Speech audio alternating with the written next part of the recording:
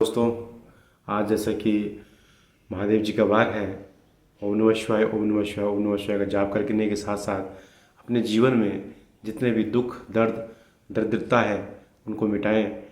मैं आपसे सभी लोगों से यही अनुरोध करूंगा, जीवन में ज़्यादा लालसा, ज़्यादा लालच अपने मनों की जो मनोवृत्ति है उसे क्लियर करें। क्योंकि जीवन आजकल का दौर जो चल रहा है उस दौर में व्यक्ति ये चाहता है कि मुझे सब चीज़ मिल जाए, प्यार मिल जाए, दोस्ती मिल जाए, पैसा मिल जाए। ये सारी चीज़ों के पीछे भागता हुआ वो बहुत सी चीज़ें छोड़ता जा रहा है। दोस्तों, अगर आप परिवार से संबंधित हैं या परिवार से जुड़े हुए हैं तो अपने परिवार के प्रति सच्चा अच्छा बन के रहें।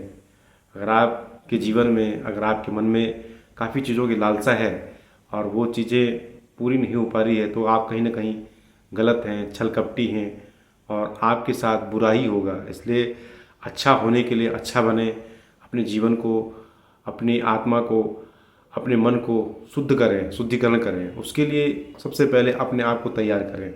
उसको तैयार करने के लिए कुछ ज़्यादा कुछ करने की ज़रूरत नहीं है। अपने आप में एक सच्चाई, अपना एक प्रेरणादायक बने और अपने प्रति और अपने परिवार के प्रति कर्तव्य निर्वहन करें।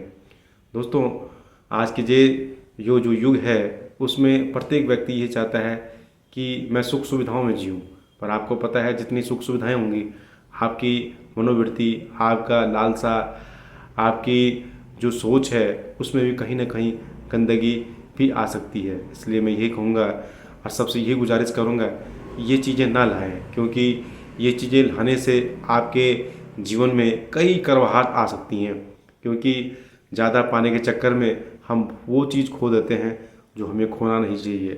इसलिए मैं सभी से ये गुजारिश करूँगा कि जीवन में अपने आप को खुश रखने के लिए, अपने परिवार को खुश कर रखने के लिए बहुत कम से में भी अपने आप को सुकून में रहें।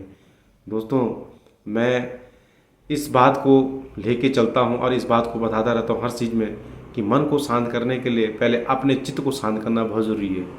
क्योंकि प्रत्येक व्यक्ति को हम खुश नहीं कर सकते हैं। कभी हम अपने मानसिक रूप से, कभी शारीरिक रूप से, कभी धन के रूप से नहीं कर सकते। इसलिए जीवन में किसी की भी पूर्ति नहीं हो पाई है। क्योंकि ये तो आपको पता ही है, आप किसी भी धर्म ग्रंथ को उठा लीजिए, कोई भी भगवान हो या जो भी महापुरुष पैदा हुए हैं उन सब की आप परिचय देखेंगे तो आपको लगेगा कि वाकई जीवन में दुख है। ये शरीर ये नश्वर है, ये नाशवान है, इसमें ज़्यादा सम्मोहन, इसमें ज़्यादा खुश होने की ज़रूरत नहीं है। कब ये शरीर ढल जाएगा, कब ये शरीर नष्ट हो जाएगा पता नहीं। पर अगर आपके जीवन में, अगर आपका जीवन बहुत सुदृढ़ है और सजग है और सच्चाई में है तो अगर आप मर भी जाओगे तो भी आप याद आओगे। कहते हैं कि हमारा जीवन हमारे चरित्र पर डिपेंड करता है। हमारा चरित्र जितना सुंदर होगा हमारा जीवन भी उतना सुंदर होगा। इसलिए मैंने ये भी देखा है कई लोग हजारों लाखों की संख्या में दोस्त बनाए बैठे हैं पर वो आज भी अकेले हैं। हर कई लोग ऐसे हैं जिन्होंने ना दोस्ती की है ना दुश्मनी की है, पर वो लोग बहुत खुश हैं क्योंकि उन्होंने अपने आप को ऐसा ढाल दिया है कि उन्हें ना किसी की ज़रूरत है और ना ही उन्हें ऐसा महसूस होता है कि इस दुनिया में कोई ना हो। क्योंकि वो चाहते हैं सब रहें और सब अच्छे से रहें। जिनकी सोच इस तरह की होती है वो लोग हर समय ऊपर ही जाते हैं और कहते हैं कि पैसे से ऊपर जाना तो कोई कर्म नहीं है, पर अच्छे कर्मों से ऊपर जाना बहुत अच्छे कर्म है।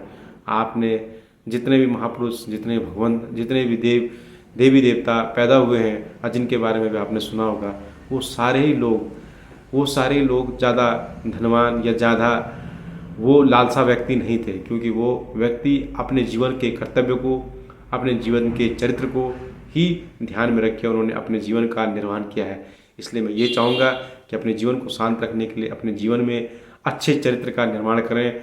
अपने जीवन को अच्छे, सजग और सच्चे दिल से अपने परिवार के प्रति और उस कार्य के प्रति रहें जो भी आप करते हों। तो इसलिए मैं आप लोगों से यही गुजारिश करूँगा, मन शांत करने के लिए सुबह नहाएं धोएं और ओम नमः शिवाय का जाप करें और महादेव जी और जो भी इस देवता को आप मानते हैं, जिनको भी आप पूजते हैं, उनके प्रति सजग और सम्मानपूर्वक रहें और उनके दिशा निर्देश के रूप में चलें। नमस्कार।